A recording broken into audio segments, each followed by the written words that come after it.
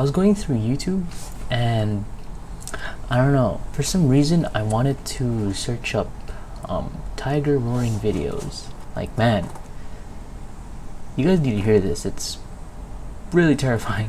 Alright, so here's the video. Look at that. Jesus. Damn. And also, I cut my hair. Oh yeah. Legend. But anyways, for this video, I'm gonna go through the phases this time and give a much better description on how you can actually play the game.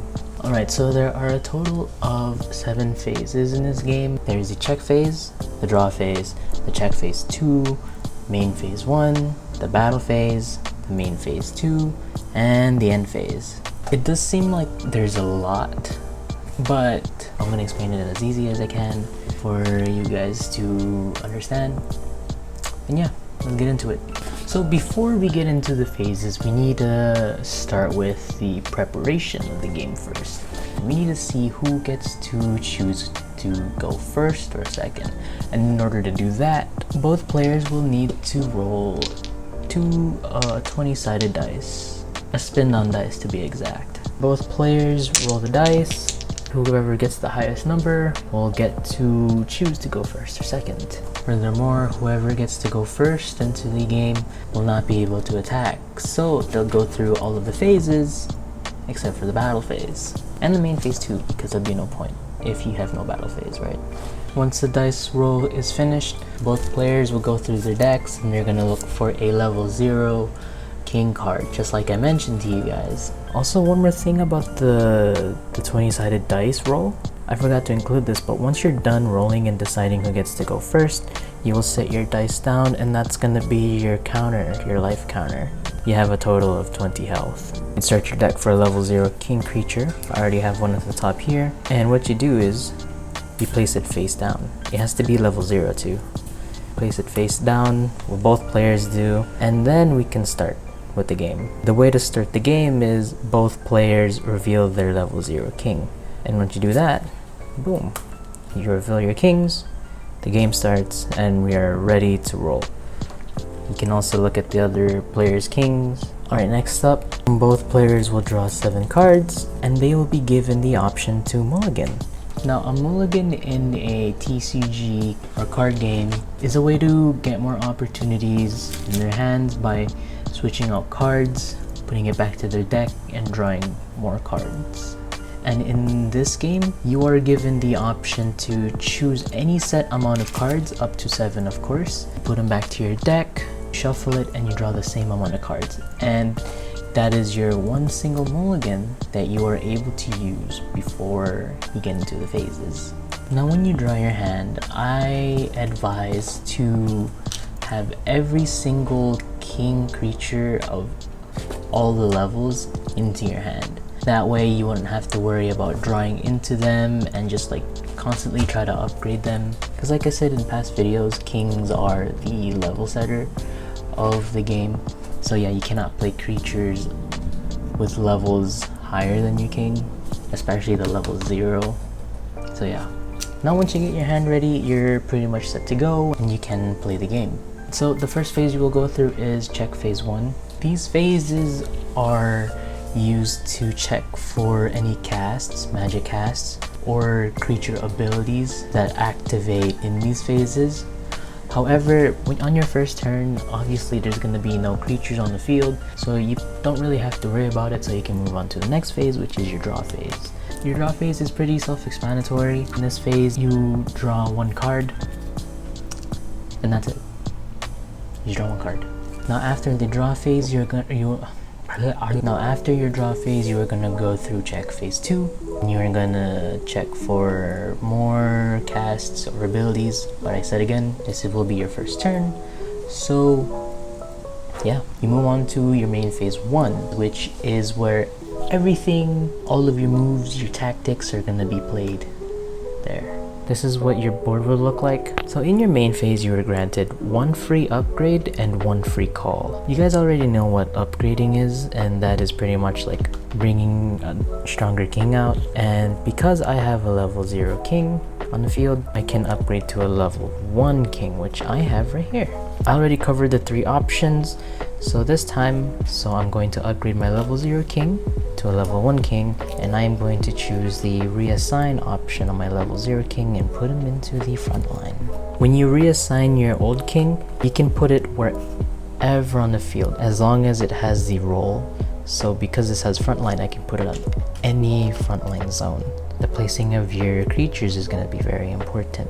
Now that you got your free upgrade finished, now you can do your free call. So what a call is pretty much like a free summoning of a creature. So each turn you are able to bring out 1 free creature. However, there will start to be higher and higher costs the stronger the creature you will call out onto the field. So for example, you can call level 0 and level 1 creatures for free without any sacrifices. Level 2 creatures will require 1 sacrifice. So let's pretend this card is a level 2. When you make 1 sacrifice, you take your 1 card, you bring it to your graveyard, and you have your 1 call right here. Level 3 creatures will require 2 sacrifices, or you can sacrifice 1 level 2 creature. Here's an example. You got your level 3 creature, you sacrifice these 2, you bring them to the graveyard, and you bring them out wherever you want, as long as it has the role.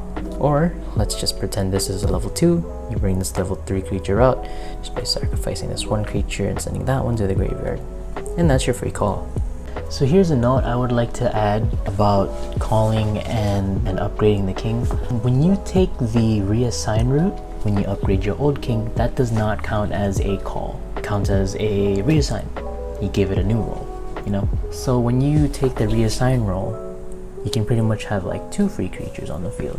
There are 2 ways to bringing out creatures on the field. Your first one is your call, like I mentioned and explained earlier, and your second method is summoning. This level 1 king here has a summoning ability. So what summons is like calling creatures through abilities or casts, and there are absolutely no limits as to how many you can bring out onto the field. As long as you have the cast or the ability to bring out the creatures, then you're good to go. Now that you feel like you've brought out the creatures you needed, you can also bring out your magic utility. So what you do with magic cards is you just take them out of your hand, you place them onto the field. So here's a magic card here. You place it onto a magic lane and you apply the cast. Here's another important note. When abilities or casts mention like anything creature, it does not target the king. Any creature placed onto the king will be exempt from any abilities that have to do with creatures. There will be cards that have casts or abilities that directly affect the king. So for example, there will be a card that says kings cannot activate their abilities until the end of their turn, not creatures. So when you activate creatures, it does not affect the king. Now that you're done with all of the field prepping, all of the necessary summons, calls, casts, you can move on to the battle phase.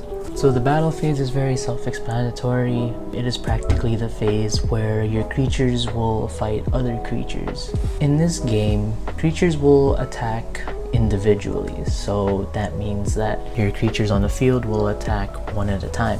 Because this is a video about the phases, like the total phases of the game, I'm gonna make a separate video about the battle phase specifically because I feel like there's enough stuff to make a separate video of. It'll probably be very short, but anyways, in the battle phase, there are a total of 4 steps. The first step is the commence step. The commence step of the battle phase is where you choose your creature and you target another creature for battle. The battle step is the second step, and that is the step where your creatures will actually battle each other. So you take a look at the power level of each card and you compare them, and whoever gets the highest power level, of course, will survive the battle, and so the creature with the lowest power will pretty much just die and will be sent to the graveyard. Now the third step is the damage step.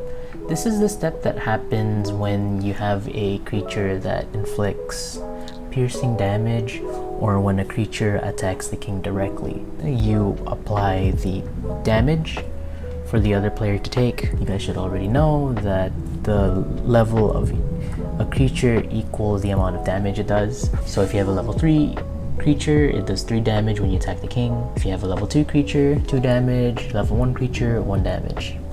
Very self-explanatory.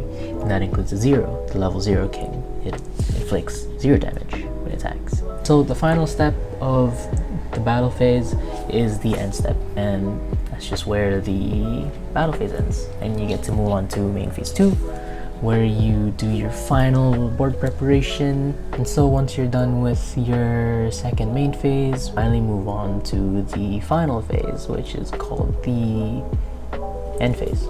The game moves on to your opponent's turn, and he does whatever he needs to do in his 7 phases. And you go on and on, you do all your battles and everything until your dice, your health, goes to 0. And of course, whoever depletes their opponent's health to 0 wins the game. And yeah, that should be about it for the phases. For the next Kings and Duels video, I'm going to be covering the battle phase specifically. If you enjoyed the video and you feel like it, you can like, you can comment, you can also subscribe. But yeah, I'll see you guys on the next video. Peace.